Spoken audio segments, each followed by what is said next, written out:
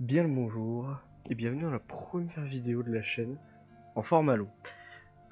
Alors aujourd'hui, on va faire une vidéo storytelling où je vais vous parler de l'histoire d'un jeu.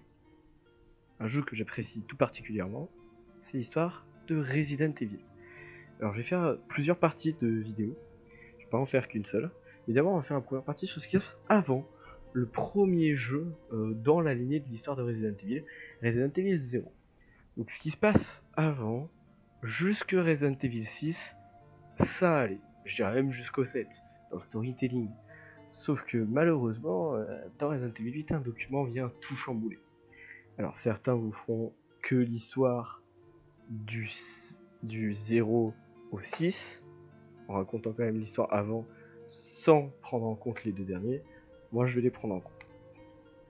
Donc commençons, sans plus tarder, par l'origine de tout. Alors, on va parler d'un mec qui s'appelle Oswald Spencer. Vous voyez la photo actuellement. C'est une photo de lui plutôt vieux. On ne trouve pas des photos plus jeunes de lui. Mais ça vous visualisera quand même le type. Qui, pendant ses études, va vers une montagne dans l'ouest de l'Europe. C'est pas précisément la location. Et dans cette montagne, on peut y trouver un petit village sur cette montagne. Et il va être recueilli par une religieuse. Il va être recueilli par une religieuse, comme je l'ai dit tout à l'heure, et cette religieuse, elle s'appelle Mère Miranda, boss de Resident Evil 8. Et Mère Miranda, pendant la grippe espagnole, a perdu sa fille. Mais, quelques temps après sa mort, elle a trouvé une sorte de parasite nommé le mégamycète. J'explique globalement ce que c'est. Le mégamycète est une sorte de parasite champignon qui prend le contrôle de son hôte. Donc, pas hyper ouf. Et Oswald, lui qui est intéressé par ça, il va être plutôt content de l'avoir rencontré. Mais après, leur chemin se sépare parce qu'il doit aller faire sa vie et il rencontre deux types. Oswald. Il rencontre James Marcus et un certain Ashford. C'est deux gens qui sont passionnés par la même chose que lui. Sauf qu'ils n'ont pas le même projet parce que lui, Oswald Spencer a un projet. C'est de devenir le dieu sur Terre. Donc c'est un projet plutôt particulier qui ne divulgue pas aux autres. Mais les deux veulent faire des recherches sur une plante africaine qui est conservée dans un village. Sauf que Spencer, intelligent, pense que le gouvernement va les suspecter de faire quelque chose d'illégal s'ils vont en Afrique pour chercher ce virus. Il va donc faire l'un des meilleurs moves, créer une société miroir. Une société miroir, c'est une société qui va permettre de troll les gens, en leur faisant croire que notre but n'est pas celui qu'on. Et du coup, ça va se passer tranquillement. Et ils vont fonder la société d'Umbrella. Société très importante dans Resident Evil. On en parlera tout le temps, donc faut retenir ce que c'est. Donc fondée par ces trois compères, pour éviter qu'il y en ait un qui décide de tuer les autres. Mais voilà, la vie suit son cours, et leur expédition en Afrique suit également son cours. Ils vont essayer de déloger de la population qui est là-bas pour récupérer la plante. Alors, d'après leurs recherches et leurs investigations, dans une sorte de temple se cacherait cette fleur, dite la fleur du soleil, par ce peuple. Et ce peuple utilise cette fleur pour désigner qui sera le chef de cette sorte de meute. Et il pense que dans ce virus, dans cette plante, pardonnez-moi, il y a un virus.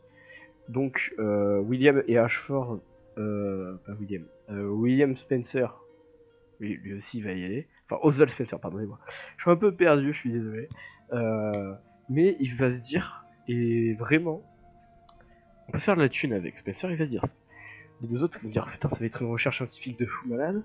Donc du coup, James Marcus, lui, il va, il fait les tests en Afrique, il réussit à extraire un virus, et il se dit, pour que le virus soit le plus pur à l'arrivée de nos locaux d'Umbrella, qui se situe dans la ville de Raccoon City, qui va être aussi pilier, il s'est dit qu'en attendant que ça arrive dans les laboratoires qui sont construits dans les montagnes non loin de la ville, il faut peut-être que j'envoie mieux la plante, ça sera bien mieux.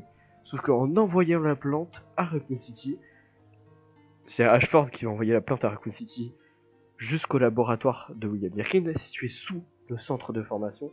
Il y a beaucoup d'informations très vite, il faut très vite tout retenir. Et voilà. Donc il se dit, ok, le virus est plus là.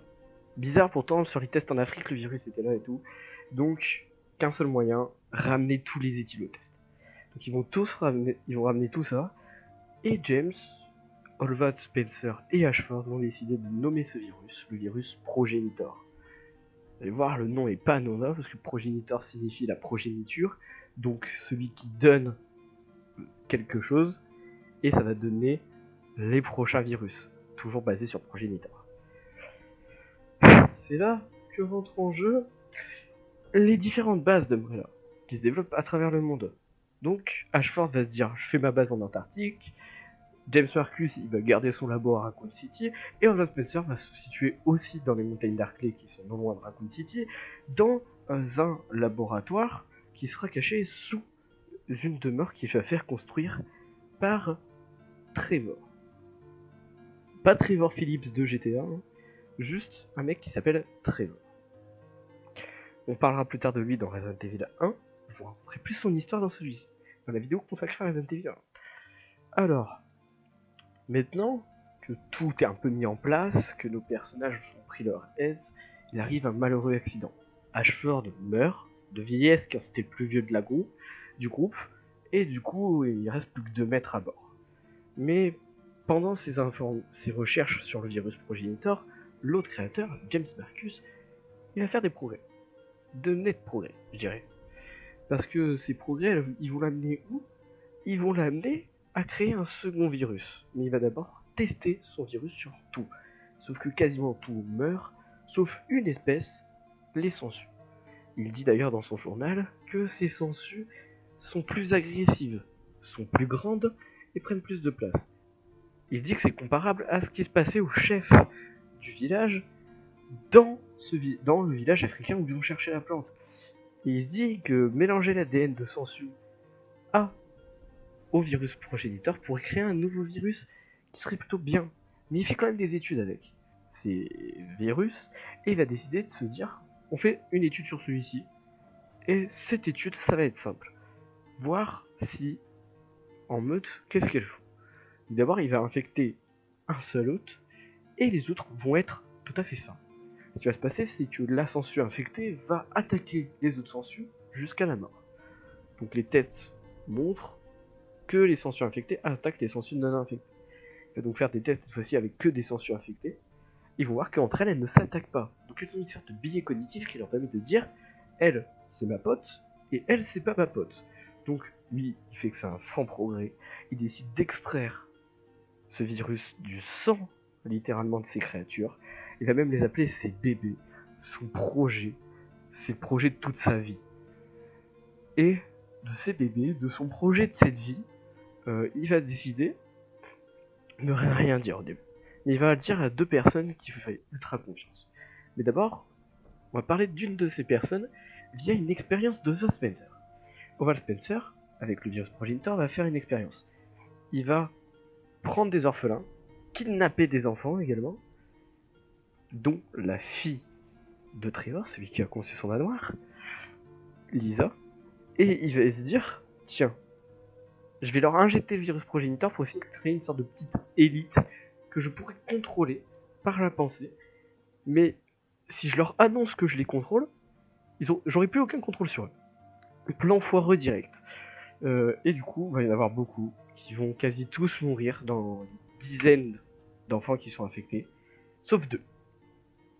Un qui nommera Albert Wesker, antagoniste principal de la série, et un autre qui sera nommé une autre qui sera Lisa Trevor.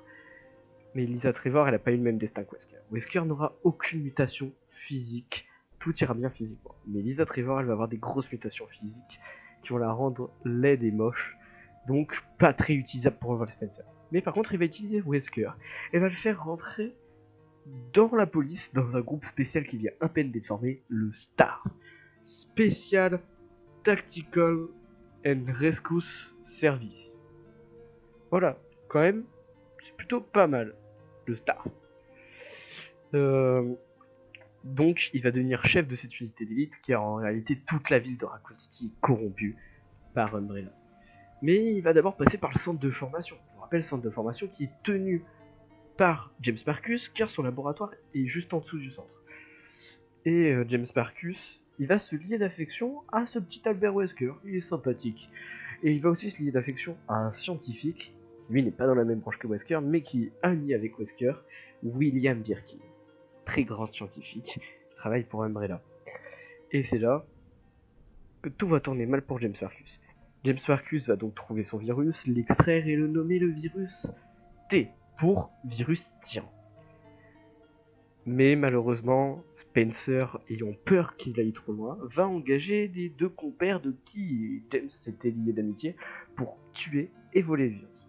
Sauf que le père va pas se passer comme il faut, il va tomber dans la cuve, et James Marcus va tomber dans la cuve remplie de ses sangsues. Il va finir au final mort déjà de la balle, puis dévoré par les sangsues.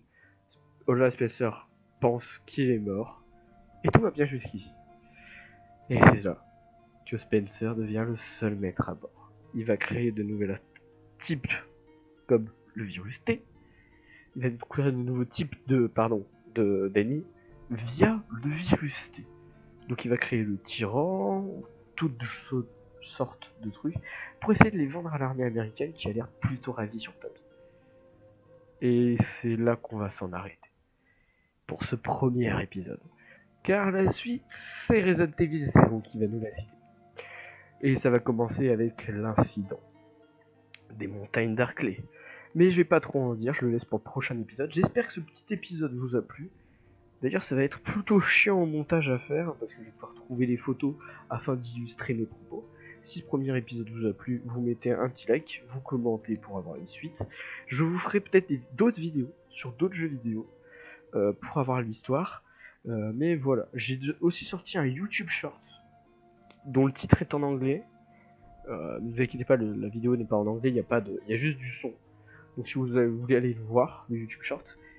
Et il y aura aussi des possibilités que je vous poste des vidéos, cette fois-ci gameplay, sur des Resident Evil ou d'autres jeux. Donc conseillez-moi des jeux où je pourrais faire des gameplays en commentaire. Alors par contre Warzone, les Call of ça sera peut-être pas là-dessus, mais si vous voulez voir du gameplay de Resident Evil et tout, dites-le moi dans les commentaires. Si vous voulez que cette série continue, dites-le moi dans les commentaires. C'est une sorte de petit pilote. Je pourrais aussi, et c'est un petit peu un projet qui sortira vers le mois d'octobre de cette année, où cette fois-ci je raconterai des histoires horrifiques, un peu urbaines, légendes urbaines, que tout le monde peut-être connaît, mais peut-être faire découvrir à des gens. Je vais aussi peut-être parler des SCP. Donc en fait, dites-moi sur quoi vous voulez que je parle, et j'en parlerai avec ravir. Mais voilà, faut se dire que quand même ces vidéos, ça va être beaucoup de temps passé dessus pour les faire. Donc s'il vous plaît, vous moquez pas du son. Je sais que le son est pas ultra ouf, mon micro, c'est un micro de casque. Voilà. Mais j'espère quand même que ça vous a plu. J'espère que pour ceux qui voulaient vraiment savoir l'origine de la licence Resident Evil, ça les a plus aiguillés sur ce qui est vraiment l'origine. Mais n'hésitez pas à liker, à vous abonner pour d'autres vidéos. Et je vous dis à bientôt. Ciao les petits potes. Sayonara comme ils disent dans d'autres pays. Je ne sais pas trop comment finir cette vidéo, donc ça part dans tous les sens.